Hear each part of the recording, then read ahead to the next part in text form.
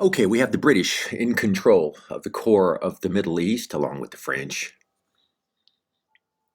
And you can take note that the British come in here and start affirming boundaries that weren't terribly functional before. You can see all these boundaries. It says, Palestine, British mandate; Syria, French mandate; Iraq, British mandate. A lot of these boundaries, again, were affirmed by the British. They didn't have any historical significance before then. Nevertheless, the British were in control of a region called Palestine, comprised largely of Arab Palestinians and a minority of Jews, both populations of long-standing residency. Now, after World War I, in Europe, of course, there were plenty of Jews, like other peoples, who were displaced by World War I. There was always an antagonism towards Jews. Certain quarters within various societies in Europe said that, of course, blamed the Jews, especially the Jews in the financial sector, for orchestrating this whole event. It's an absurd notion. Nevertheless, these things had some traction in some quarters. They still do. Plenty of Jews would like to leave Europe after World War I, just like a lot of people did, looking for opportunity elsewhere. The logical place to go would have been, by and large, Great Britain or the United States. The problem is that in Great Britain or the United States, there was no great infatuation with Jewry either. Anti-Semitism thrived in Great Britain and the United States, certainly prior to World War II. Therefore, the notion of having a large number of Jews coming as immigrants was not something that was generally considered appealing.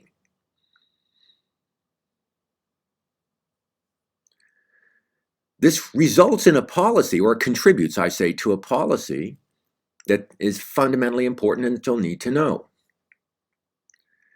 Because, of course, the ideal place for Jews to emigrate to after leaving Europe, or wherever Jews are at, would be to the Holy Land, right? To what is essentially Palestine, but they couldn't do that prior to World War I because the Turks were in control. But after World War II, the British are in control, as you can see here, and the result is, even before the end of the war, the result is a policy you need to know, and it's called the Balfour Declaration. Know the Balfour Declaration. It's a statement by the British that they favored the establishment in Palestine of a Jewish national homeland. And I put in some other, I should have put this in quotes right in here from the literal statement itself. But, and as a technical matter, nothing was to be done that was supposed to prejudice the rights of existing communities already there, i.e. Palestinian Arabs. All right? So you need to know what the Balfour Declaration is. If I didn't ask you this on a test, I'd be shocked. All right? It's the statement by the British that they favored forming a Jewish national homeland in the Holy Land, in what would be Palestine. Something the Jews have wanted for centuries and centuries. So you can see how emotive an event that would be for international Jewry. But again, it does say that the existing populations there were not supposed to be marginalized in this process. Nice to put that in there. You'll see what happens as a function of the Balfour Declaration. All right? Now, you can tell what's going to happen here. With the Balfour Declaration, certainly upon the conclusion of World War I, you're going to get this. All right? Large-scale migration of Jews out of Europe, wanting to go to this emerging Jewish state that's not in existence yet, but the British are supporting it, in Palestine. And so you get this Jewish, and I'll use the word exodus for effect, from Europe to Palestine. An understandable migration by Jews, because as I said, as minorities, and not appreciated minorities, few minorities are.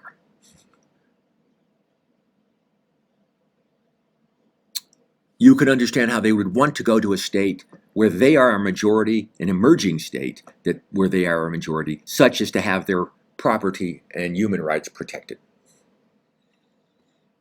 A major event. So know the Balfour Declaration and the resulting Jewish migration. You know what's going to happen next as a function of a mass migration of outsiders coming into Palestine.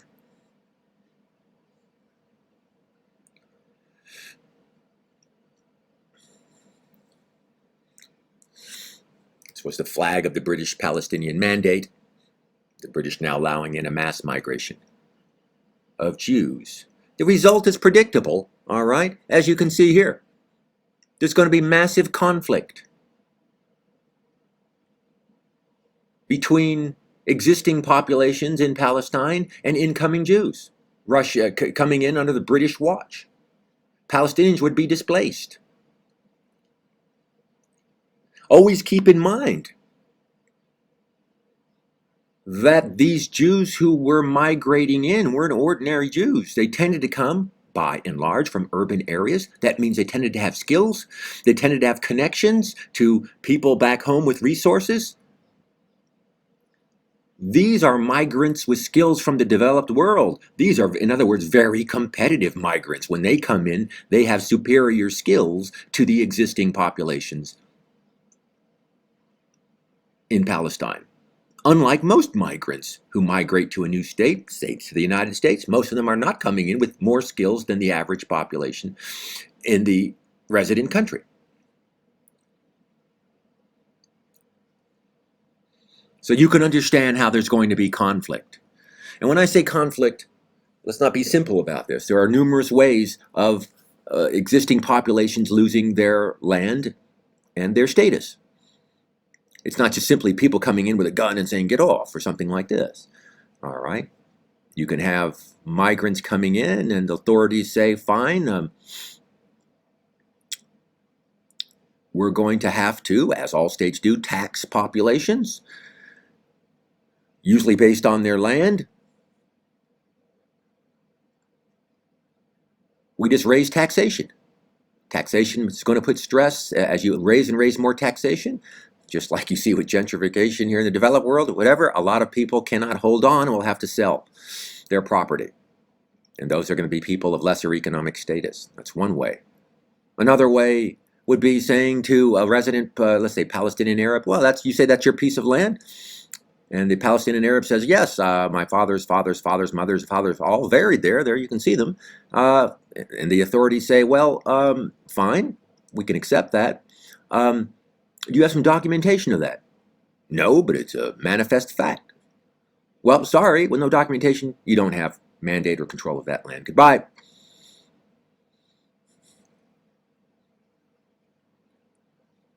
There are other mechanisms. It doesn't simply have to be people come in through violence, displace others. That's not the case.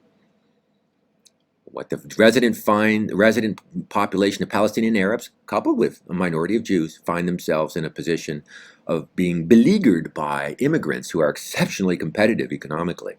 You're going to get what is suggested here, Jewish-Palestinian conflict. So here we are in post-World War period. We have an immigration of Jews coming out of Europe, an understandable immigration. All right? But it's understandable that the domestic or local populations in Palestine are going to feel themselves to be beleaguered. All right, that's in the 1920s.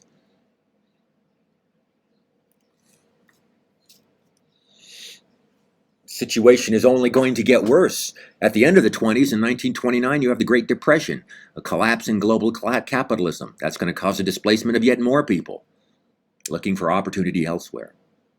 And then we come into 1930s, let's say 1933 specifically, and here's what happens in Europe. This fella comes into power. Adolf Hitler.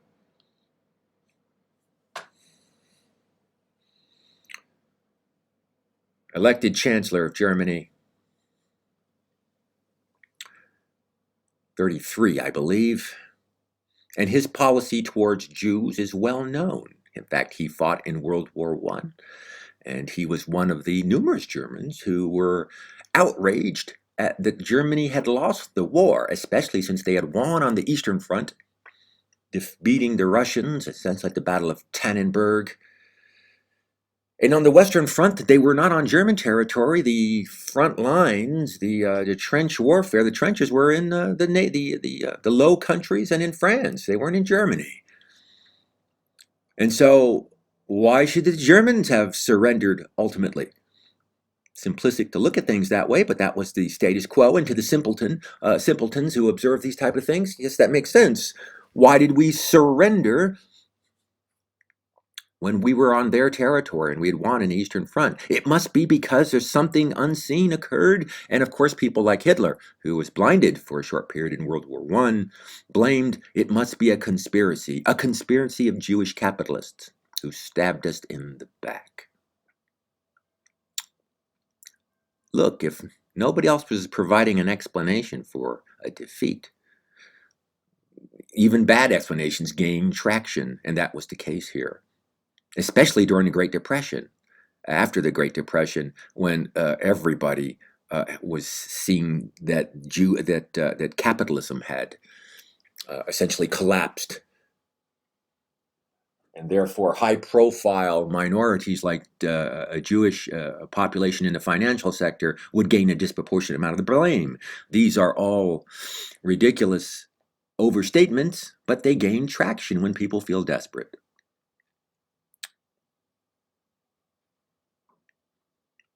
Germany ultimately surrendered because it could not continue on with the losses they were sustaining in population. The writing was on the wall, especially with the late entry into War I of the United States, bringing its massive economy and resources and military into the theater, which means the war of attrition, the sort of incremental loss of population, that Germany would not prevail.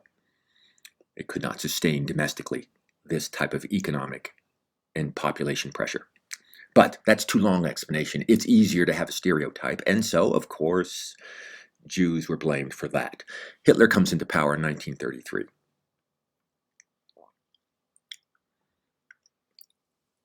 I can rely on your general grasp of history to know what happens next.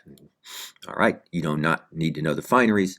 All right, you would soon have Kristallnacht, where it was clear that the Germans were going to formalize the persecution of Jews. And then with the commencement of the war, on September 1st, 1939, the elimination of European Jewry was a priority. In fact, Hitler doesn't stand out historically for being anti-Semitic. There's been tons of anti-Semitism across history, and still plenty of it. That's not what makes Hitler stand out.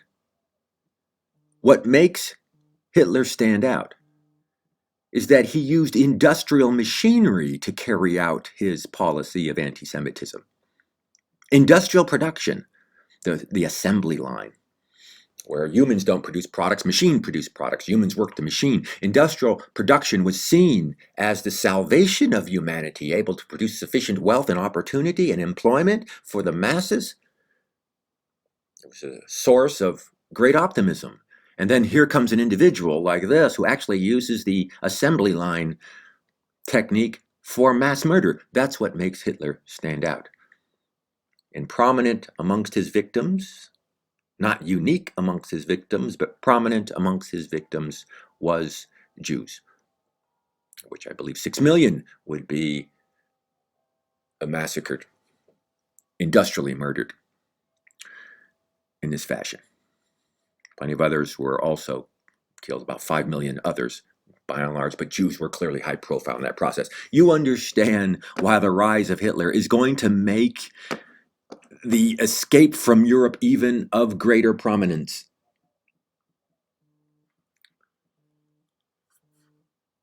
And why the rise of the German Empire which reached its apex in 1942. You can see it here. Everything in red is the extent that Germany roughly controlled at the height of World War II, before Stalingrad occurred, and slowly the German Empire would start shrinking until defeat in 1945.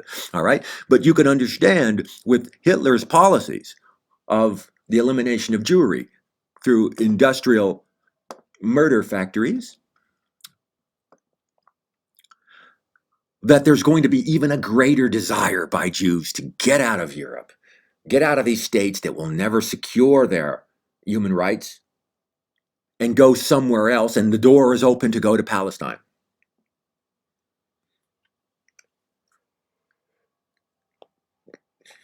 And I have to point out, not only Hitler is a problem that you'd wish to escape if you were a Jew, amongst others, all right, is the fellow over here, a large state to the east in contention with Germany, and that's the Soviet Union, led by Joseph Stalin, who also was paranoid about minorities. In fact, I should say that Stalin was paranoid about everyone. He was another mass murderer. He didn't use industrial machinery to do it, but he was another mass murderer on a scale which is breathtaking. You can understand why Jews over here might also would like to get out of and go somewhere. Hey, the door is open. Let's go to Palestine after World War II. All right, so you can see how the events in Europe are going to promote more Jews to stream out of Europe heading into Palestine. Entirely understandable, although if you're a Palestinian Arab, it's also understandable that you are being displaced is not acceptable. Why? They are going to ask, why are we bearing the load for persecutions of Jews by Europeans, by Christians? We're not doing that. And always keep in mind that anti-Semitism doesn't restrict itself to regimes in Western Europe, or in certainly dramatic ones in the form of the Third Reich. A famous case of that, where you see anti-Semitism in North America, is a classic example here, as this is was the case of the St. Louis. If I recall, the SS St. Louis was a boat of German, a boat of Jewish refugees fleeing Europe, and they put to sea. As you can see, they came across heading to the Americas. They tried to put into Cuba and the United States, and they were rejected at both. And finally, they had to return to Europe, as you can see here. I believe the dates is on there. I believe this was in 39. They had to return to Europe. The majority of these Jews ended up dying in Nazi concentration camps. So clearly anti-Semitism in Europe was not just, like I said, a European phenomena. Such toxic circumstances in Europe in and around World War II inflamed a desire for Jews to have their own state. There's a term you need to know. It's called Zionism. I'd be shocked if I didn't ask you about that on a test. There is the definition for Zionism. Zionism is a political movement or ideology that supports a homeland for the Jewish people in the land of Israel. Thus, you can understand why Zionism explodes after World War II, specifically. The number of Jewish immigrants swelled into the Holy Land. The Jewish population grew in Palestine, while the Palestinians could do little to stop it. Now, we have a pot boiling, therefore, in Palestine between Jews and Palestinians who are being displaced. The pot is boiling as Palestinians are being displaced with this oncoming load of Jewish immigrants. And always keep in mind, Jews were always in the Holy Land, but they weren't a majority. in the early 20th century, not even close. I would like to think that it is not unreasonable to think, to say it's entirely understandable why Jews would like to have their own state and wish to flee Christian European dominions. Entirely understandable. But I would like to think it's also understandable why Palestinians feel that they are being displaced and marginalized and threatened by this factor. They themselves necessarily do not wish to be martyrs to this process of Christian persecution of Jews. I should think that is understandable. And the reason why I have to make that point is this.